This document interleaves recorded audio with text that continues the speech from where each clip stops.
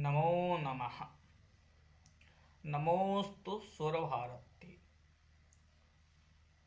वाक्यकारं वररुचिं भाष्यकारं पतञ्जलिं पाणिनिं सूत्रकारं च प्रणतोऽस्मि मुनित्रयम्।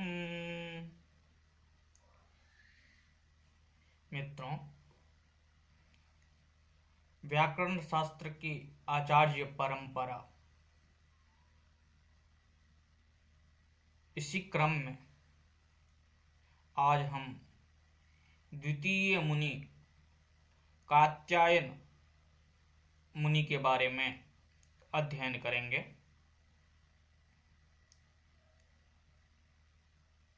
कतस्य गोत्रापत्यम पुमान, इस विग्रह में गर्गादिभ्यश्च, इस पाणिनि सूत्र से कत गोत्र से यही प्रत्यय करने पर कात्य यह शब्द बनता है। कात्यस्य अपत्यम इति विग्रहे यञ्ययोश्च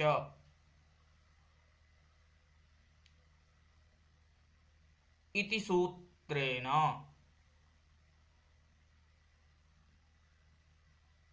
ययन्तात् फञ् प्रत्ययः ययन्तात् फक् प्रत्ययः भवति। तेन अर्थात कात्य शब्द से फक् प्रत्यय हो जाने से कात्यायन इस शब्द की सिद्धि होती है। अर्थात कात्यायन एक युवापत्य प्रत्यांत शब्द है। कात्यायन एक महर्षि का नाम है, जिसके नाम से गोत्र व्यवस्था भी लोक में देखा जाता है। तो इसी कात्यायन गोत्र में ही ये कात्यायन मुनि जी थे, और इनका दूसरा नाम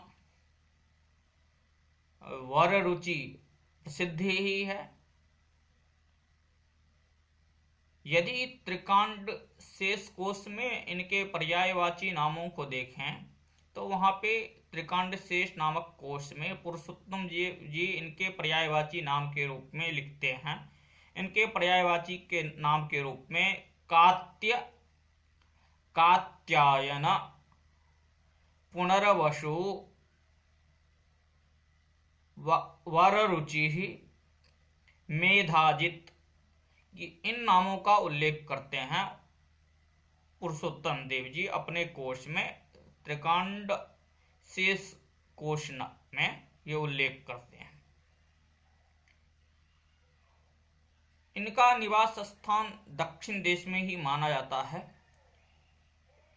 क्योंकि एक वार्तिक है यथा लौकिक वैदिकेषु। इस वार्तिक पे महर्षि पतंजलि के द्वारा प्रियतद्धिताः दाक्षिणात्याः यह उदाहरण प्रस्तुत करते हैं। इससे यह ज्ञात होता है कि महर्षि कात्यायन दक्षिण देश के ही निवासी थे।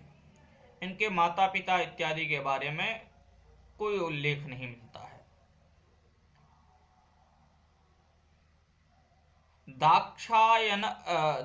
दाक्षिणात्यः कात्यायनः पाणिनेः साक्षात् शिष्यः इति केचन आमनन्ति। कुछ लोग इनको महर्षि पाणिनि के साक्षात शिष्य के रूप में मानते हैं।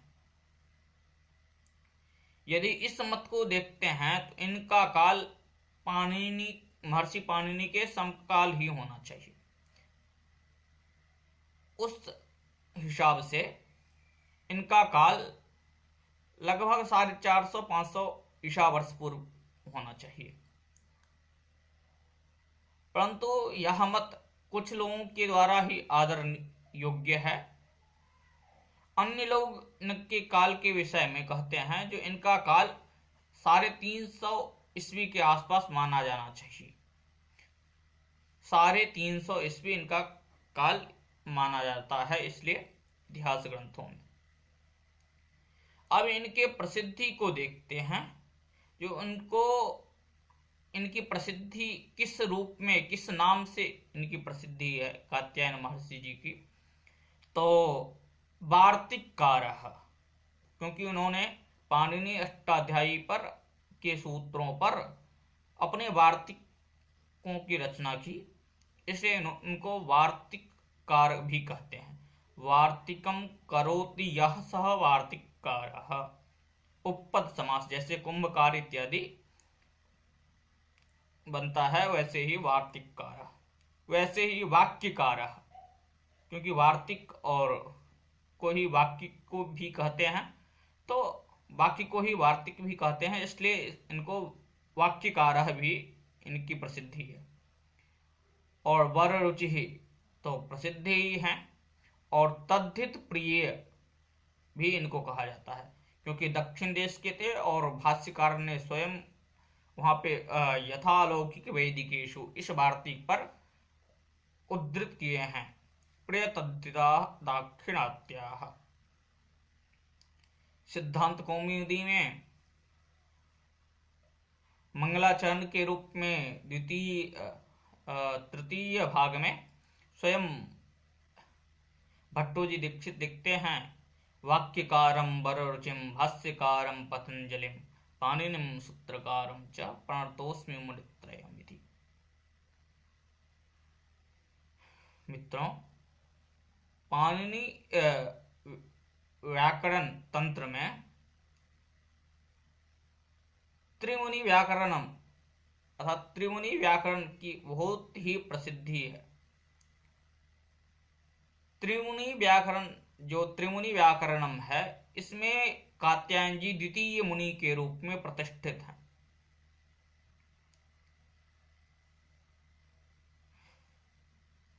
कुछ विद्वानों का मत है कि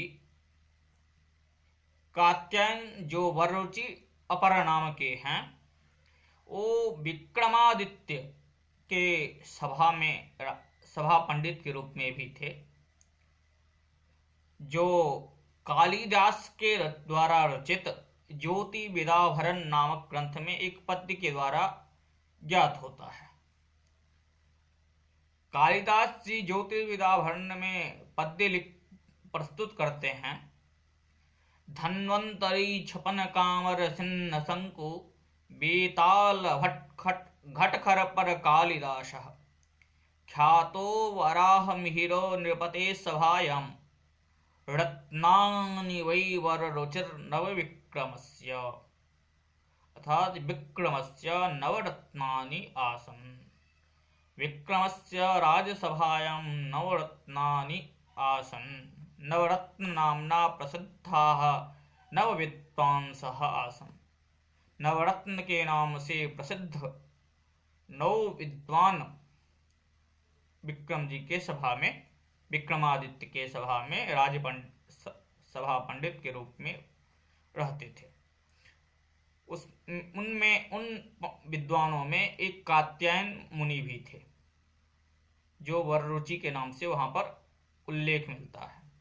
कहते हैं धन्वंतरी, अर्थात आयुर्वेद के प्रवर्तक धन्वंतरी को माना जाता है। तो धन्वंतरी जी, दूसरा छपनक, तीसरे विद्वान के रूप में अमर सिन्हा, जो अमरकोश के रचयिता हैं।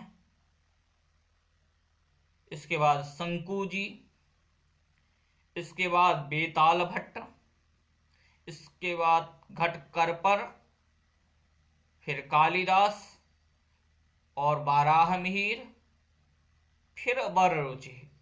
ये 9 धन्वंतरी, छपनक, अमरसिन, बेताल भट्ट, घटकरपर, कालिदास, वराहमिहिर और वररुचि, ये 9 विद्वान विक्रमादित्य के नवरत्न के रूप में माने जाते हैं। परंतु यदि काल के हिसाब से देखें तो कुछ विद्वानों के मत में यह विरोध भी है, इसलिए कहते हैं कि यह ठीक नहीं है। कात्यायन जी ने महर्षि पाणिनि के लगभग 1500 सूत्रों पर अपने वार्तिक ग्रंथ की रचना की थी। जो वार्तिक ग्रंथ अभी अप्राप्य हैं और उदाहरण मिलता है। पाणिनि जो व्याख्या ग्रंथ सब हैं जैसे कि महाभाष्य इत्यादि, उन ग्रंथों में इनके वार्तिकों का उल्लेख मिलता है। तो 1500 सूत्रों पर लगभग 4000 वार्तिक मिलते हैं। उसमें प्रथम वार्तिक जो है वह सिद्धे शब्दार्थ संबंधे, यह है प्रथम वार्तिक कात्यायन महर्षि के द्वारा रचा गया, वो है सिद्धे शब्दार्थ संबंधे।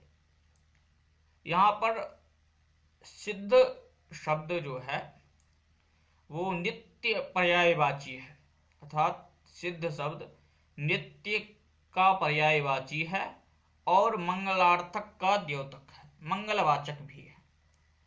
जैसे महर्षि पाणिनि जी ने मंगल के लिए अष्टाध्यायी नामक ग्रंथ में प्रथम सूत्र के रूप में वृद्धि आदेश का उल्लेख करते हैं। ठीक उसी प्रकार महर्षि कात्यायन मुनि भी अपने वार्तिक ग्रंथ के आरंभ में सबसे पहले प्रथम वार्तिक के रूप में सिद्धे शब्दार्थ संबंधे इस वार्तिक को रखते हैं। यहाँ पर सिद्ध शब्द नित्य पर्यायवाची भी है और मंगल अर्थ के भी वाची है, जो महाभाष्य में स्फुटित है। अब कात्यायन जी के बारे में कविराज समुद्रगुप्त के द्वारा कृष्ण चरित में इनकी प्रशंसा में कुछ पद्य मिलते हैं, उन पद्यों को देखते हैं। कृष्ण चरित में समुद्रगुप्त जी लिखते हैं, यः स्वर्गारोहणं कृत्वा स्वर्गम् आनीतवान् भुवि काव्येन रुचिरेणैव ख्यातो वररुचिः कविः। पुनः एक बार देखते हैं, यः स्वर्गारोहणं कृत्वा स्वर्गम् आनीतवान् भुवि काव्येन रुचिरेणैव ख्यातो वररुचिः कविः। अर्थात यह स्वर्गारोहणम कृत्वा, अर्थात कात्यायन मुनि जी वररुचि जी स्वर्गारोहण नामक एक महाकाव्य की रचना भी किए थे। तो कहते हैं जिन्होंने स्वर्गारोहण नामक काव्य को रच के, महाकाव्य को रचकर स्वर्ग को ही भुवि अर्थात पृथ्वी पर ले आए थे और अपने रुचिर काव्य के द्वारा, मनोहर काव्य के द्वारा ख्यात हैं वो वररुचि ही कवि है। इस पद्य से, प्रशंसा परक पद्य से ज्ञात होता है कि कात्यायन मुनि न केवल व्याकरण के ही विद्वान थे, अपितु काव्य शास्त्र में भी मर्मज्ञ थे, निष्णात थे, दक्ष थे, क्योंकि उन्होंने स्वर्गारोहणम नामक काव्य की रचना किए थे उन्होंने, और भी उन्होंने बहुत सारे ग्रंथों की रचना किए थे। इसलिए उनको देखते हैं एक बार। सबसे पहला तो इनका वार्तिक ग्रंथ वार्तिक पाठ के रूप में था, जो अब प्रायः दुष्प्राप्य हैं और मतलब केवल व्याख्या ग्रंथों में उनके वार्तिकों की चर्चा मिलती है। फिर इनके एक ग्रंथ है स्वर्गारोहणम, जो महाकाव्य है, और इसको महाभाष्य में बाररुचम काव्यम के रूप में प्रसिद्धि है। बाररुचम से यहाँ तात्पर्य बररुचिना प्रोक्तम इति बाररुचम काव्यम इति बाररुचम काव्यम, अर्थात बररुचि के द्वारा प्रोक्त रचित काव्य को हम बाररुच काव्य कहते हैं। तो बररुचि कात्यायन जी थे, कात्यायन जी के द्वारा प्रोक्त रचित जो महाकाव्य है वह सर्गारोहण नामक महाकाव्य है। तो सर्गारोहण महाकाव्य का ही दूसरा नाम वाररुच काव्य है, महाकाव्य वाररुच काव्य है। यह पतंजलि के द्वारा महाभाष्य में उल्लेख मिलता है। फिर भ्राज संज्ञक श्लोकाः या भ्राज श्लोकाः, यह भी भ्राज श्लोक भी कात्यायन मुनि के द्वारा ही रचित है। यह परीक्षा में अधिकतर यह प्रश्न पूछा जाता है, जो भ्राज संज्ञक श्लोक या भ्राज श्लोक के रचयिता कौन है। तो कात्यायन मुनि इनके रचयिता हैं। फिर उभय सारिका नाम के एक ग्रंथ, काव्य ग्रंथ को इन्होंने लिखा था। यह एक भांड कोटि अर्थात 10 रूपक है ना, नाटकम अथ प्रकरणम भानप्यायोग संबकारणिमः यहाँ मृगांकविथ्य रूपकानि 10। यहाँ पर एक भान नामक के रूपक भेद में है, भान नामक एक रूपक है। उस भान की कोटि में ही यह उभय सारिका नामक काव्य ग्रंथ कात्यायन जी के द्वारा रचा गया। फिर एक है बाररुच संग्रह,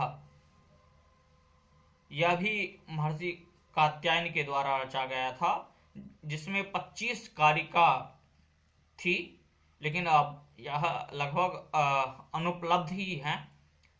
यह एक दर्शन ग्रंथ है, इसलिए लगभग यह और अभी वर्तमान में उपलब्ध नहीं होता है। फिर प्राकृत प्रकाशः, प्राकृत भाषा के व्याकरण के रूप में यह प्राकृत प्रकाश नामक ग्रंथ भी कात्यायन मुनि के द्वारा लिखा गया था और बहुत ही प्रसिद्ध है प्राकृत भाषा के जगत में। प्राकृत भाषा, इससे यह भी पता चलता है कि न केवल ये संस्कृत के विद्वान थे, अपितु तो प्राकृत भाषा में भी दक्ष थे।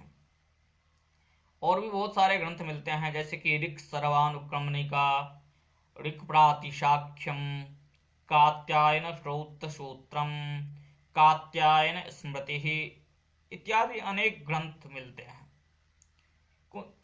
किन्हीं विद्वानों के मत में बररुचि जो कात्यायन थे उन्होंने ही इन ग्रंथों की रचना की थी। किन्हीं विद्वानों के मत में कोई दूसरे कात्यायन जी इन ग्रंथों की रचना की थी, लेकिन अब कात्यायन के नाम से उल्लेख मिलता है, इसलिए हमने इन ग्रंथों की यहाँ पर चर्चा की।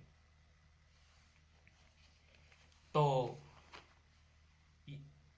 यही महर्षि कात्यायन जी के बारे में हमारे इतिहास ग्रंथों में उपलब्ध होता है।